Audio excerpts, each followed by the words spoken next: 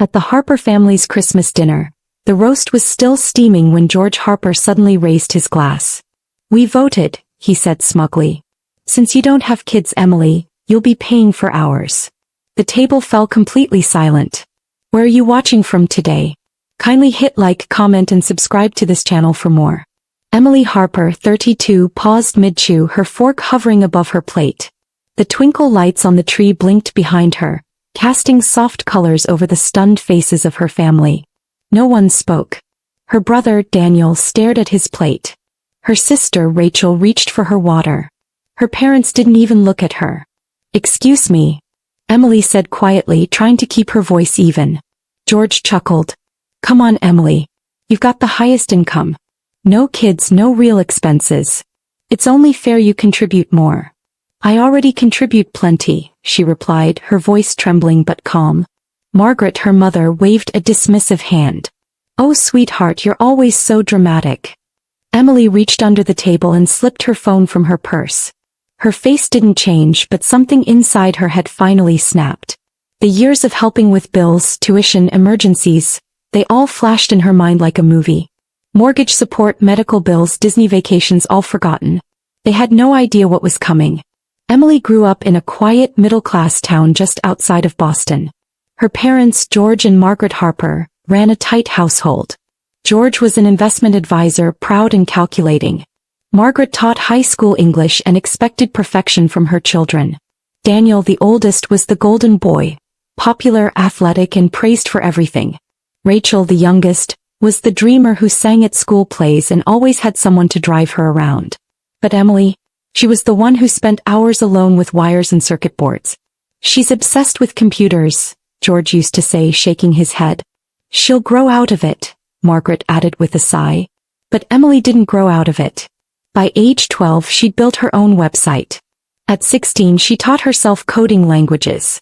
Her bedroom walls weren't covered with pop stars but with awards and certificates. "I'm not like them," she told her high school counselor one day. And she wasn't.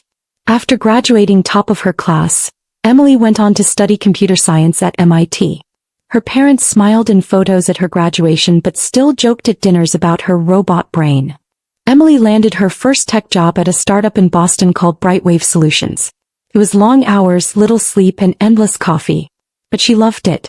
By the time she turned 30, she wasn't just surviving, she was thriving. She led a team of 20 developers, earned over $200,000 a year, and lived in a modern high-rise with harbor views. She was on the shortlist for a director role. Stock options, bonuses. She'd made it. But no one at home ever really asked about her work. "Must be nice not having to worry about daycare," Daniel would say. "Imagine all the freedom," Rachel added with a smile that didn't quite reach her eyes. It stung, but Emily said nothing. He helped anyway. When Daniel's son needed speech therapy, she covered the cost. When Rachel's car broke down, Emily paid for the repairs. She'd given her parents money every month since their retirement. She never mentioned any of it at family gatherings. "You're too generous," her friend Mia once said. "Why don't you stop?" Emily shrugged. "They're my family." Daniel had 3 kids with his wife, Lisa. A 10-year-old named Chloe, a boy named Lucas who was 8, and baby Max who had just turned 5. Their house was loud, messy, and always short on money. Rachel had 2 kids with her husband Ben. 7-year-old Sophie and 4-year-old Ethan. They lived a few towns over and constantly talked about how expensive life had become. Rachel worked part-time selling real estate. Ben managed a small local bank branch. Emily's parents had retired early, hoping to enjoy cruises and weekend golf. But their money didn't stretch as far as they planned. They had no idea Emily's monthly deposits kept their bills covered. They always made offhand comments. "When are you finally settling down?" her mom would ask every holiday. "You'll regret not having kids," Rachel would add, cradling Ethan on her lap. Emily used to smile politely. But inside she wondered why none of them ever said thank you. Emily had helped in more ways than she could count. She covered Chloe's tutoring, paid $12,000 to fix Rachel's leaky roof, and helped fund their family Disney trip last summer. 13 people. Flights, hotels, food. 30 grand gone in a blink. And still she was the one with no real responsibilities. That Christmas, Emily had gone above and beyond.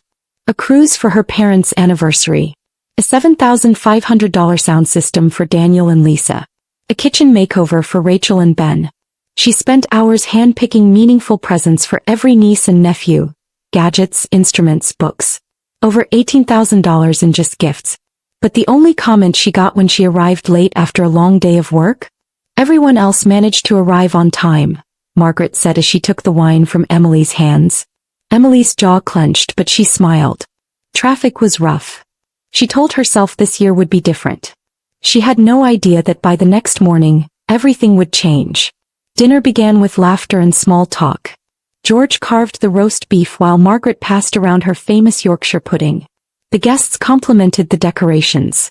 Daniel's children showed off their holiday outfits, and Rachel's daughter twirled in her sparkly dress. Emily sat quietly at her end of the table, smiling as everyone chatted.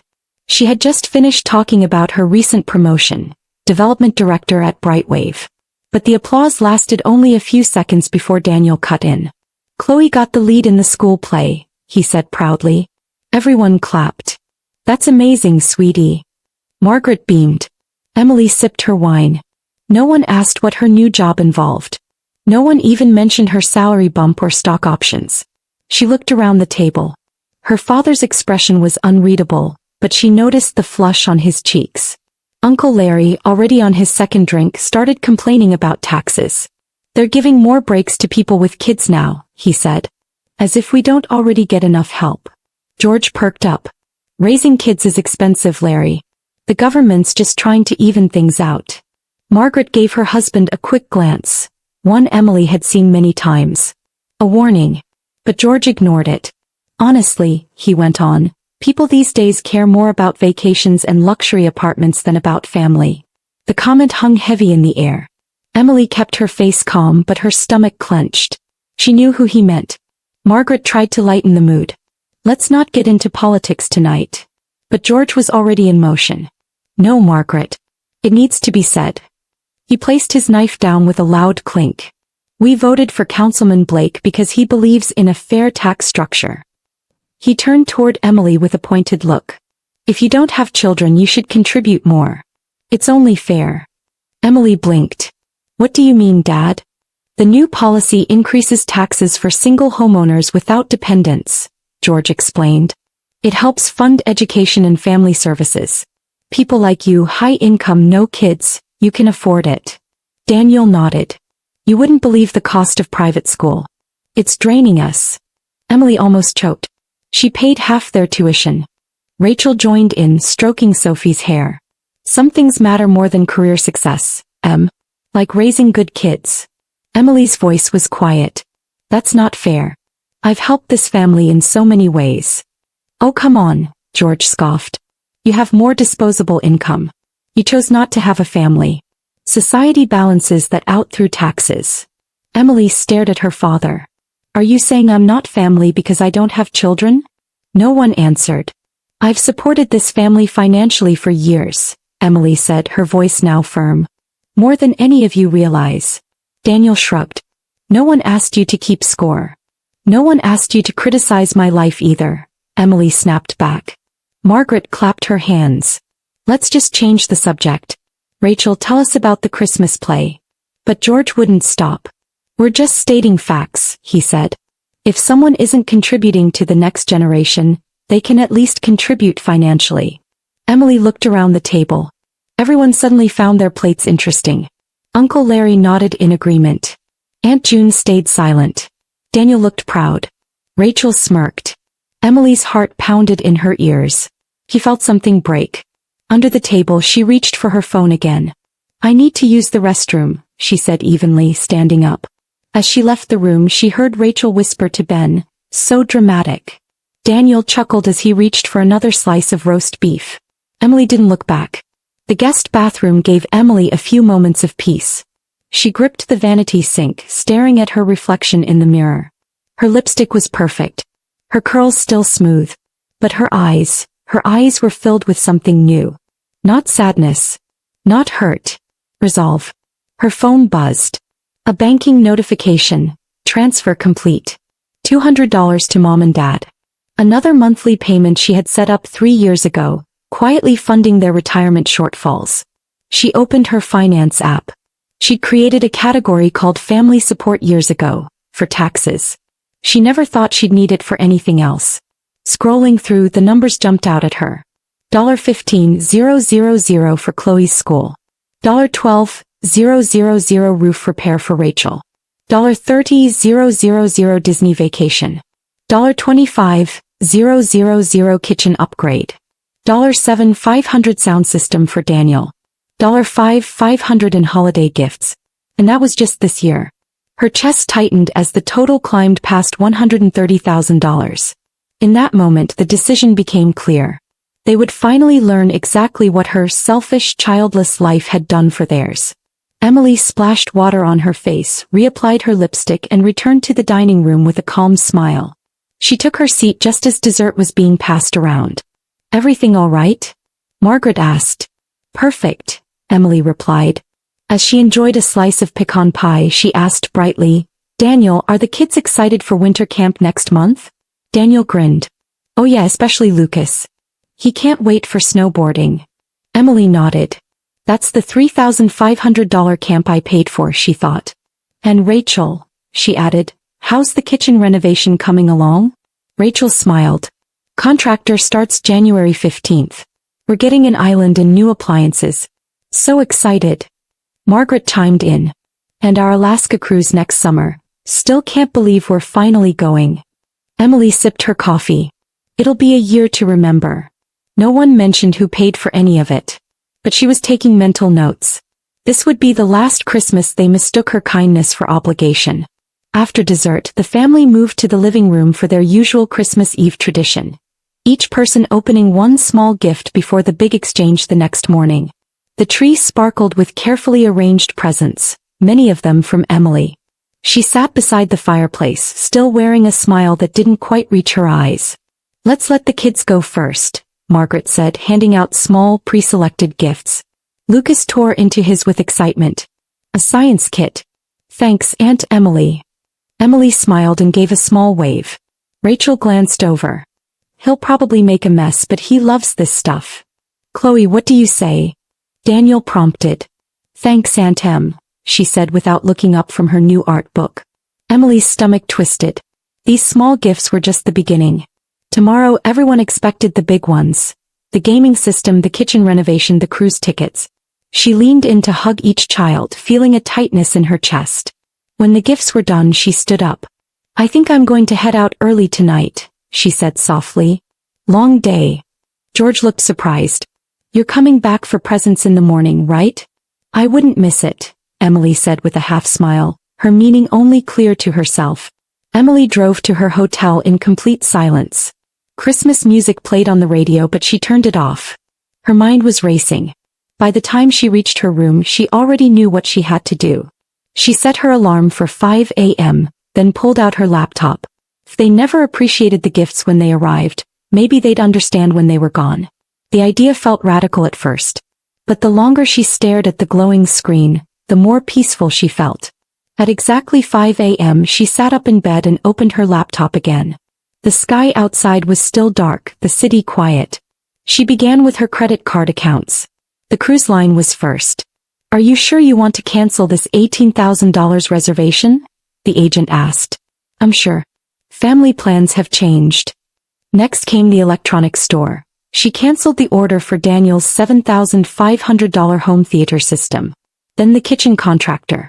She left a voicemail and emailed, "Please cancel the project. The financial sponsor is withdrawing. Homeowners should contact you directly." Her breathing grew steadier with each cancellation. One by one, Emily dismantled the entire network of financial support she'd built over the years. The monthly transfer to her parents' account? Cancelled. The quarterly payments to Westlake Academy for Daniel's children? Cancelled, followed by an email to the school. Effective immediately, tuition assistance for Chloe, Lucas, and Max Anderson is withdrawn. Their parents should make alternate arrangements. She wrote similar emails to Rachel's gymnastics program and Ethan's preschool, citing the same reason. Her bank dashboard showed dozens of scheduled transfers. Automatic payments she'd forgotten she even set up. Gone. Netflix, Disney Plus, Amazon Family, gymnastics memberships. All cancelled. By 6:30 a.m. she was done. She sat back in her chair and stared at the quiet city through her window. They wanted to treat her like she didn't contribute? Fine. Let them see what life looked like without her. Next, she opened her financial tracking app and began creating something she should have done years ago. A spreadsheet. She titled it, Family Financial Support, Emily Harper. She broke the numbers down by recipient, date, purpose, and amount. Daniel's family. Tuition, $135,000. Medical support, $12,450. Vacations, $49,000. Miscellaneous, $15,000. Total, $211,450. Rachel's family. Kitchen and car, $37,500. Children's activities, $41,800. Emergency funds, $37,000. Total, $116,300. Parents. Renovations, $85,000. Travel, $52,000. Monthly support, $9,600. Medical expenses, $31,500. Total, $178,100. 5-year total, $505,850. She stared at the final number for a long time. $500,000. Gone without gratitude. Gone without recognition. All while they called her selfish. Emily took a deep breath and wiped her face. She wasn't going to cry again. Not over this. She opened her travel app and searched last-minute flights. A cancellation popped up. Round trip to Bora Bora, premium overwater bungalow available for 10 nights. He didn't hesitate. Book. The cost? $2,700. Less than she'd planned to spend on Daniel's family alone this Christmas.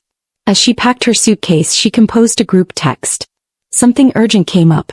I won't make it for Christmas morning. Gifts are delayed. We'll explain later. Enjoy the holiday. She turned off her notifications and left the hotel. At Logan International, she grabbed a coffee and sat at the gate, relaxed for the first time in weeks. When the flight attendant greeted her with a warm, "Merry Christmas," she smiled. "This year," she said softly, "I'm celebrating me." As Emily's plane soared over the Atlantic, her phone began to buzz non-stop in airplane mode. The messages were flooding in. By the time she landed for a layover in Los Angeles, her screen showed 30 missed calls, 46 texts, and 18 voicemails. He scrolled through. The group chat had gone into full meltdown. "Daniel, where are you? The kids are waiting to open presents." "Rachel, Emily, you didn't even text? This is so unlike you." "George, this is incredibly disrespectful. You owe your family better than this." "Margaret, are you all right, sweetheart? Please call." Emily exhaled slowly, then tucked the phone back in her bag. "Not yet. Let them sit in the silence. Let the truth trickle in." The next wave hit just as Emily was boarding her second flight to Bora Bora.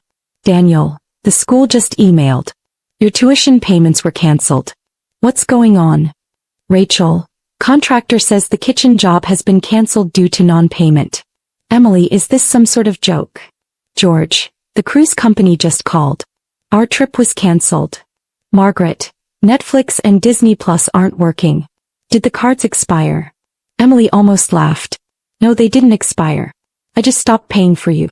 She sipped her airport latte and waited for the next stage. The anger.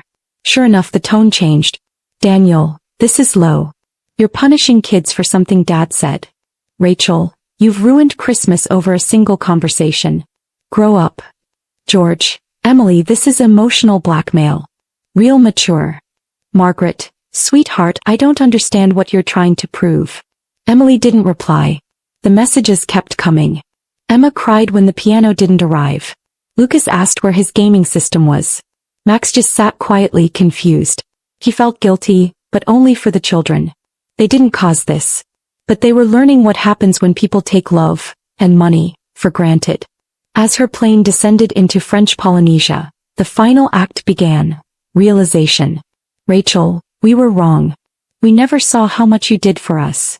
"Daniel, just opened your spreadsheet. We're shocked. Honestly ashamed." "Margaret, I didn't realize how much we relied on you." Please talk to us. George's message was the most surprising. Emily, your spreadsheet was eye-opening. I was wrong to speak about your life the way I did while benefiting from it. I owe you a true apology. The admissions came late. But at least they were coming. She watched the sunset from the boat ride to her bungalow. For once, she wasn't responsible for anyone else's peace.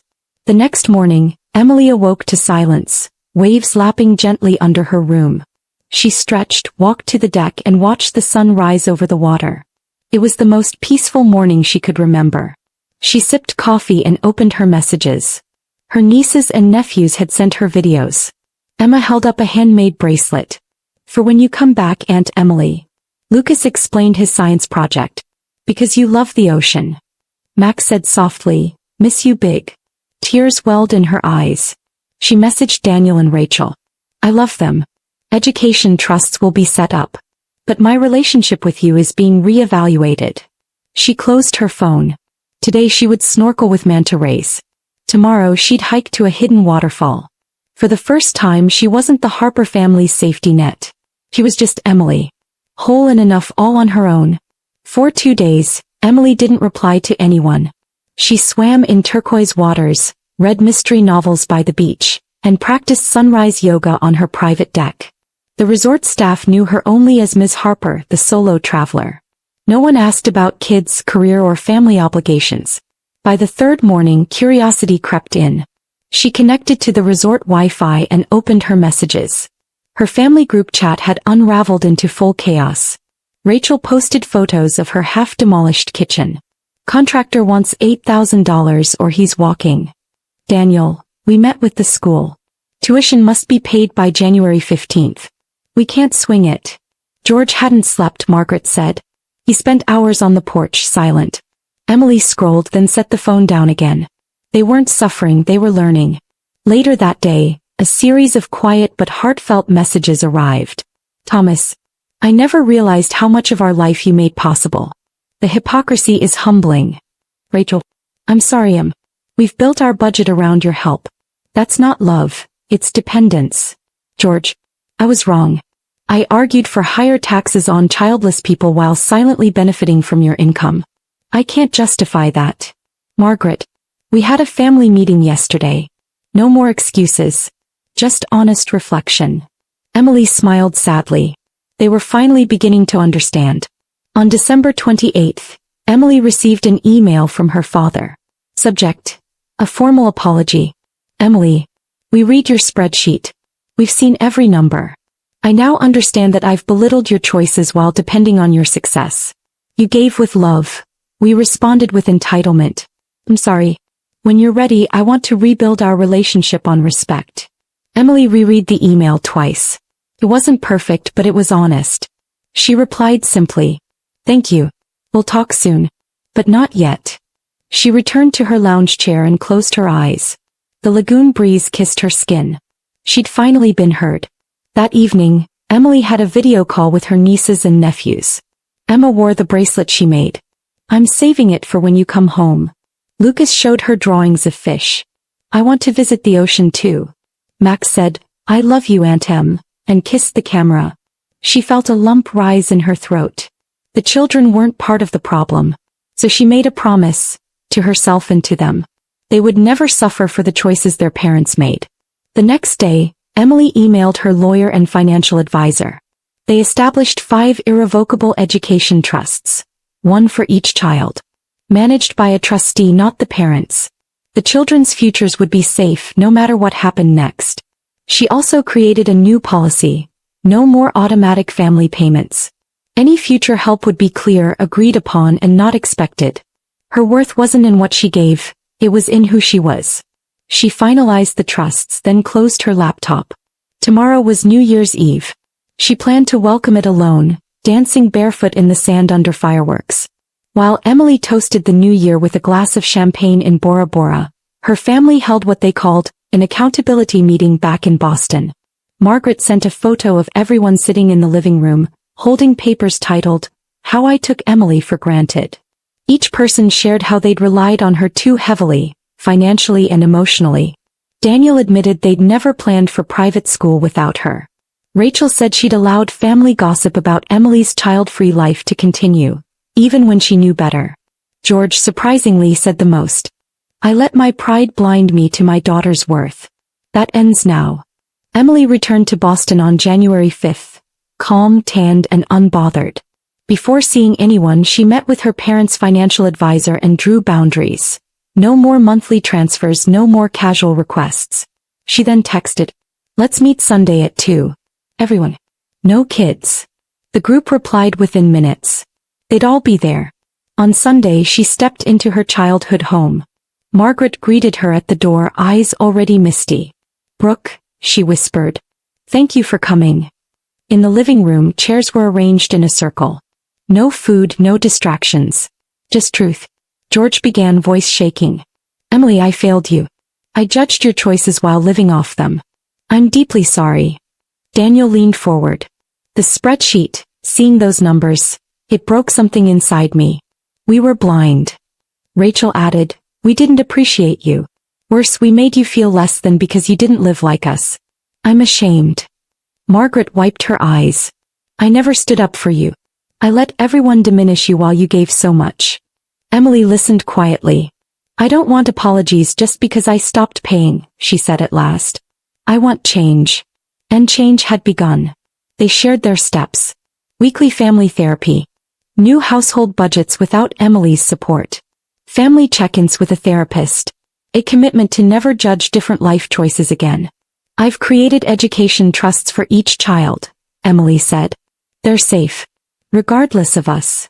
They thanked her, but this time with tears, not expectations. "I want to be in your lives," Emily added, "but not as a wallet. As a person."